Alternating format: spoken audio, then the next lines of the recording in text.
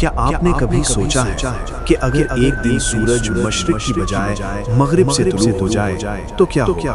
کیا یہ ممکن ہے یا صرف ایک مذہبی تصور؟ لیکن حقیقت یہ ہے کہ یہ قیامت کی سب سے بڑی نشانیوں میں سے ایک ہے۔ قرآن ہمیں بار بار قیامت کی یاد دلاتا ہے اور ان نشانیوں کی طرف اشارہ کرتا ہے جو انسان کو جھنجھوڑ دیتی ہیں۔ انہی نشانیوں میں سے ایک سورج کا مغرب سے طلوع ہونا ہے۔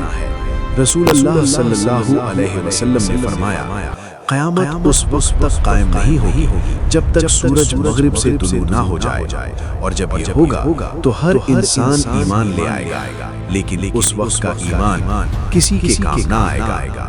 یہ وہ لمحہ ہوگا جب توبہ کا دروازہ ہمیشہ کے لیے بند ہو جائے گا، وہ دروازہ جو ہمیشہ کھلا رہا، جو ہر گنہگار کے لیے امید تھا، اچانک بند ہو جائے گا۔ لوگ چیخیں گے، روئیں گے، اپنے گناہوں پر نادم ہوں گے، لیکن وقت گزر چکا ہوگا، کوئی واپسی نہیں ہوگی۔ سوال یہ ہے، کیا واقعی سورج کا مغرب سے نکلنا ممکن ہے؟ سائنس کے مطابق زمین اپنے محور پر گھومتی ہے اور یہی گردش دن اور رات کا سبب بنتی ہے۔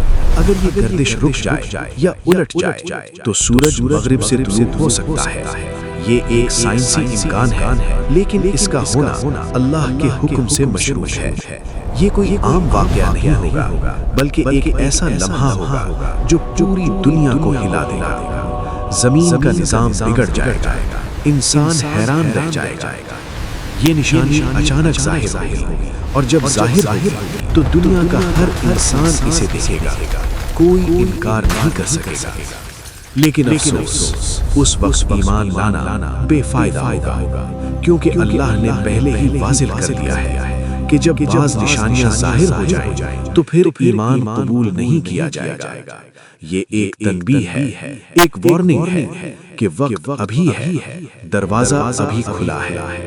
آج اگر ہم توبہ کریں تو اللہ قبول کرے گا، آج اگر ہم بدل جائیں تو ہمیں موقع دیا جائے گا، لیکن کل شاید بہت دیر ہو جائے۔ تو کیا ہم اس دن کا انتظار کریں گے یا آج ہی اپنے رب کی طرف لوٹ آئیں گے؟ یہ فیصلہ ہمارا ہے، اور وقت بہت کم ہے۔